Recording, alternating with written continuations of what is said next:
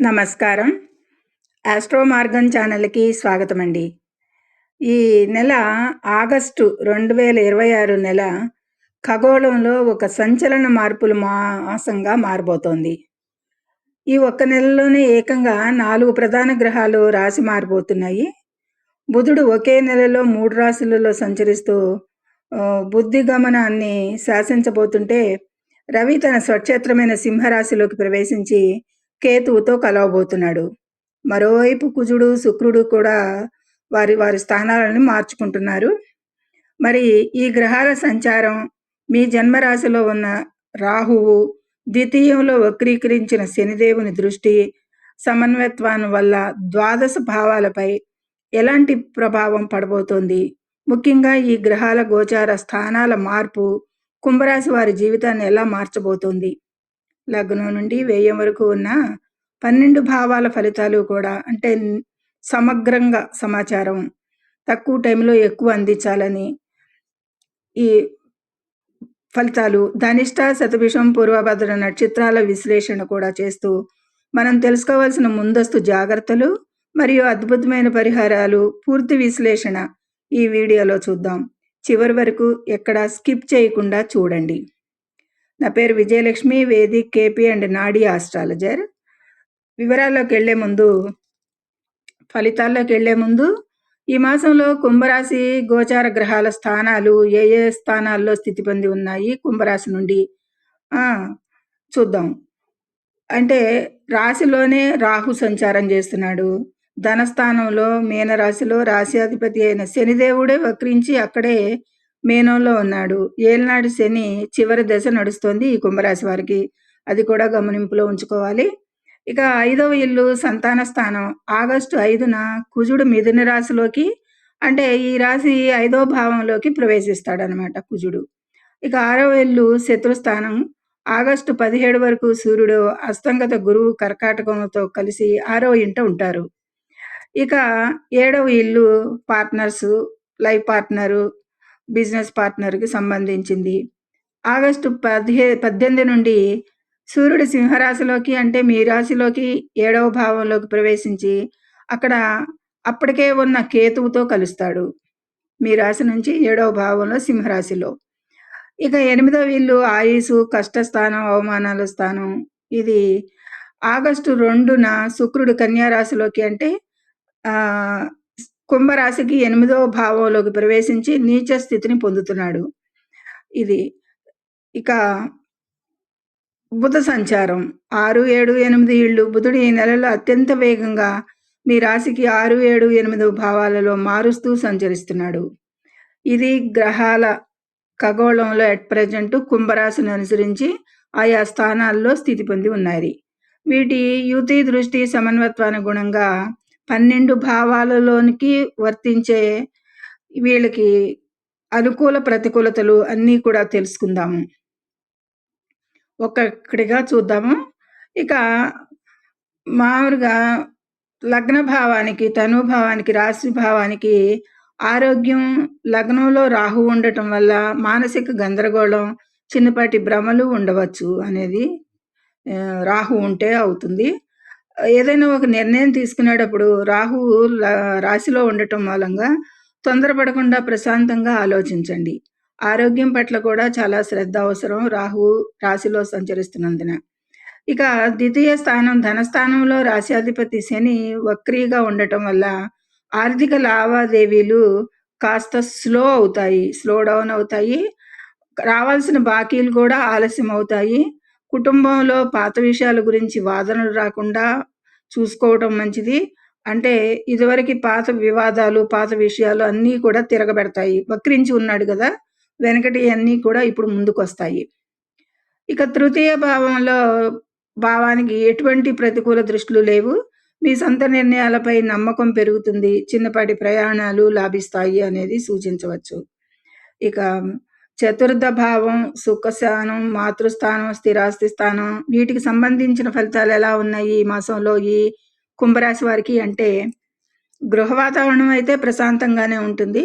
స్థిరాస్తి కొనుగోలు లేదా అమ్మకాలకు సంబంధించిన పనులైతే మాత్రం మెల్లగా ముందడుగు వేస్తాయి. తల్లిగారి ఆరోగ్యానికి అనుకూల సమయమే అని చెప్పచ్చు.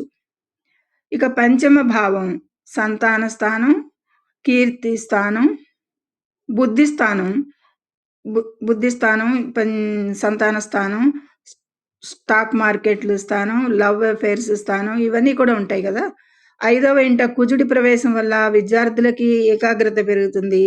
సాంకేతిక పరిశోధన రంగాల వారికైతే గనక కలిసి వస్తుంది బాగా. సంతాన ప్రాప్తి కోసం ప్రయత్నించే వారికి సానుకూల వార్తలు వినబడతాయి అనేది సూచించడం జరుగుతుంది. ఇక 6వ భావం శత్రు రుణ రోగ స్థానం కర్కాటక రాశి. ఆగస్టు 17 వరకు 6వ ఇంట సూర్యుడు ఉండటం వల్ల ఏమవుతుంది, కోర్టు కేసులు లేదా శత్రువులపై పైచేయి, గవర్నమెంట్ పనులు సాధించుకోగలుగుతారు. ఇక పాత అప్పులు తీరడానికైతే కనుక వివిధ మార్గాలు వీరికి ఆశాజనకంగా కనిపిస్తాయి. ఇక 7వ భావం కళత్ర స్థానం, లైఫ్ పార్ట్నర్ స్థానం, బిజినెస్ పార్ట్నర్ స్థానం. అయితే ఆగస్టు 18 నుండి కూడా 7వ ఇంట సూర్యకేతువుల కలయిక వల్ల జీవిత భాగస్వామితో లేదా వ్యాపార భాగస్వాములతో మాట్లాడేటప్పుడు అహంకారానికి తావు ఇవ్వకోకుండా కొద్దిపాటి వినయంగా ఉండటం ఈ నేర్చుకోవాలి. ఒకరికొకరు అర్థం చేసుకుని నడుచుకోవాల్సి ఉంటుంది. లేదంటే తీవ్ర అభిప్రాయ భేదాలకు సూచిస్తున్నాయి. ఇక 8వ భావం అంటే కన్యా రాశి.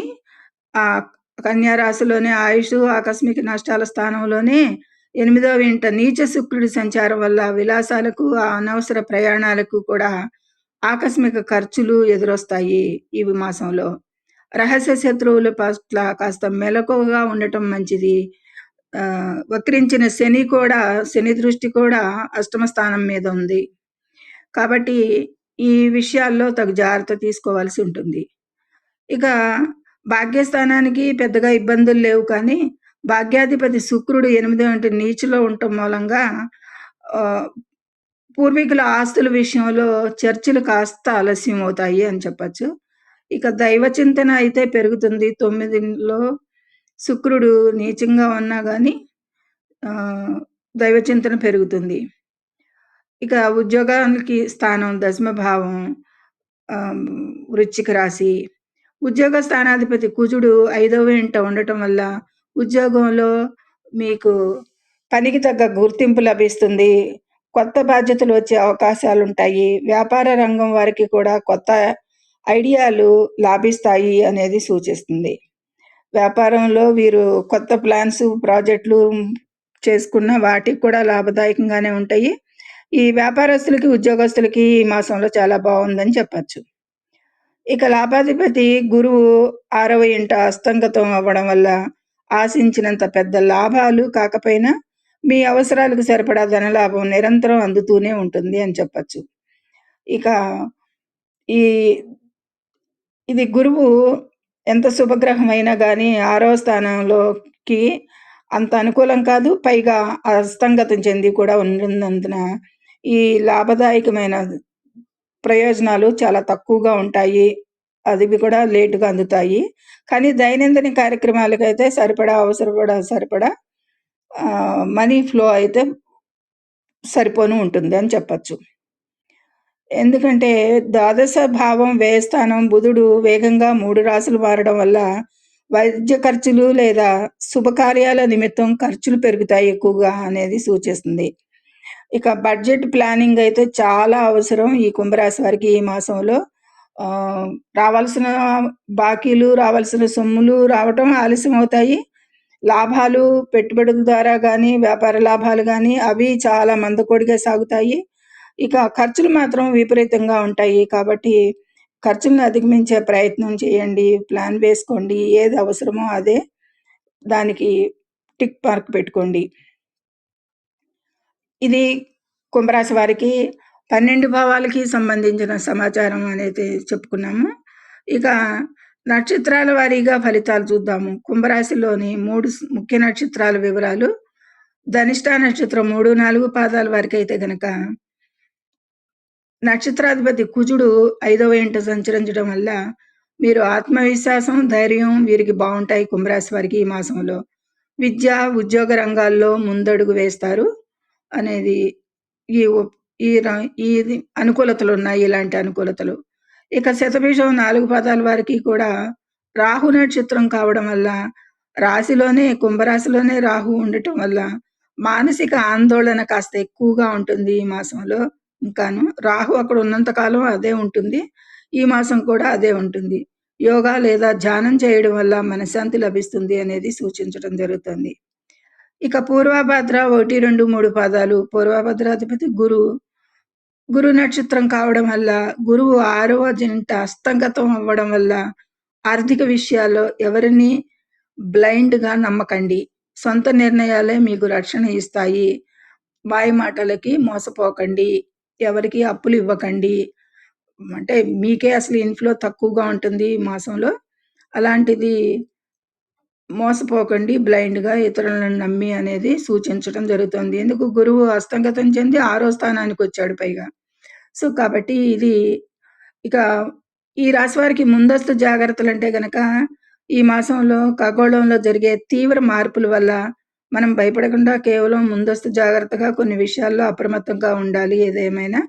ముఖ్యంగా వాహనాలు నడిపేటప్పుడు, లాంగ్ డ్రైవ్ చేసేటప్పుడు అప్రమత్తత అవసరమైన రాశులు ఏవంటే మిథున రాశి. మిథున రాశిలో మృగశిర 3, 4 పాదాలు, ఆరుద్ర, పునర్వసు 1, 2, 3 పాదాల వారికి వీరందరికీ కూడా రాశిలో కుజ సంచారం వల్ల తొందరపాటు తగ్గించుకుని డ్రైవింగ్ చేయాల్సి ఉంటుంది. గోచారంలో గ్రహమేమో మీకు తొందరపాటు స్పీడు నడిపించే యోగాన్ని ఇస్తున్నాడు గోచారంలో. కాబట్టి ఇది ముందస్తుగా ప్రమాద సూచనలు తెలుసుకోవటం మూలంగా దీన్ని దృష్టిలో పెట్టుకుని చేయాల్సి ఉంటుంది అనేది సూచించటం. అందుకు వృశ్చిక రాశి వారికి నెక్స్ట్ విశాఖ 4వ పాదం, అనురాధ, జ్యేష్ఠ 4 పాదాలు, అనురాధ 4 పాదాలు, వరిసి 9 పాదాల వరకు కూడా అష్టమ కుజుడి ప్రభావం వల్ల పదునైన వస్తువులతో వ్యవహరించేటప్పుడు చాలా జాగ్రత్తగా ఉండాలి. జారి కింద పడటము, గుచ్చుకోవటము, దెబ్బలు తగటము, ఇతరుల నుంచి ప్రమాదం రావటము, ఏదో ఒకటి ఈ ప్రమాదాల వస్తువులతో వ్యవహరించేటప్పుడు జాగ్రత్త. ఇక తదుపరి ప్రధాన ప్రమాద రాశి మీనరాశి. పూర్వభద్ర 4వ పాదం, ఉత్తరాభద్ర, రేవతి నక్షత్రాల వారికి జన్మరాశిలో వక్రించిన శని ఉండటం వల్ల ప్రయాణాల్లో ప్రశాంతత ముఖ్యం. అలజడిగా గందరగోళంగా మైండ్ పనిచేయకుండా ఉంటుంది కాబట్టి ఒక ప్లానింగ్ అనేది ఉండదు. టైంకి వెళ్ళటం కానీ అది రవాణా సౌకర్యం మిస్ అవటం కానీ ఇలాంటివి ఏమన్నా జరుగుతూ ఉంటాయి. కాబట్టి ప్రశాంతంగా ముందుకు ప్లాన్ చేసుకుని వెళ్ళండి. కుంభరాశి వారు కూడా ద్వితీయ శని మరియు అష్టమ నీచ శుక్రుని ప్రభావం వల్ల రాత్రి ప్రయాణాల్లో కాస్త మెలకుగా ఉండటం, వేగాన్ని నియంత్రించుకోవడం చాలా మంచిది. వీలైనంత వరకు రాత్రి ప్రయాణాలు వాయిదా వేసుకోవడమే మంచిది ఎక్కువగా. ఇక వీటి ప్రతికూలతలన్నిటికీ కుంభరాశి వారు ఈ నెల ఆగస్టు నెల అంతా కూడా శుభప్రదంగా మార్చుకోవడానికి ఒక సరళమైన పరిహారాలు పాటించండి. హనుమాన్ చాలీసా పఠించటం, ఆరాధించటం. శనిదేవుని ఏలినాటి శని తీవ్రత తగ్గటానికి ప్రతి శనివారం ఆంజనేయ స్వామి గుడికి వెళ్ళి సింధూరు పూజ చేయటం లేదా హనుమాన్ చాలీసా పఠించడం అద్భుత రక్షణ ఇస్తుంది అనేది చెప్పటం. ఇక రాహుకేతుల పరిహారం అయితే చేసుకోవాల్సి ఉంటుంది. జన్మరాశిలో రాహువు దోష నివారణకు ప్రతి మంగళవారం దుర్గాదేవికి నిమ్మకాయ దీపం వెలిగించటం లేదా లలితా సహస్రనామ పారాయణం చేయడం శ్రేయస్కరం. ఇక శివాభిషేకం. సోమవారం నాడు శివునికి జలాభిషేకం చేయడం వల్ల మానసిక ప్రశాంతత లభిస్తుంది. ఈ 3 పరిహారాలు వీలైనంత వరకు చేసిన ఎడల ఈ మాసంలో ప్రతికూలతలు తగ్గి ఇంకా మంచి ఫలితాలు పొందటానికి కుంభరాశి వారికి చెప్పటం జరుగుతుంది. చూశారుగా ఆగస్టు 2026లో గ్రహాల మార్పులు కుంభరాశి వారికి ఎలా ఉండబోతున్నాయో. ఏలినాటి శని కాలంలో దైవ బలం, ముందస్తు జాగ్రత్తలు చాలా ముఖ్యం. కాబట్టి ప్రశాంతంగా ముందుకు సాగండి. ఈ వీడియో మీకు నచ్చినట్లయితే తప్పకుండా లైక్ చేయండి, షేర్ చేయండి. మీ రాశి మరియు అభిప్రాయాన్ని కింద కామెంట్ బాక్స్లో రాయండి. మరిన్ని నిజమైన జ్యోతిష పరిహారాల కోసం మన ఛానల్ని ఇప్పుడే సబ్స్క్రైబ్ చేసుకోండి. సర్వే జనం సుఖినో భవంతు. జై శ్రీరామ్.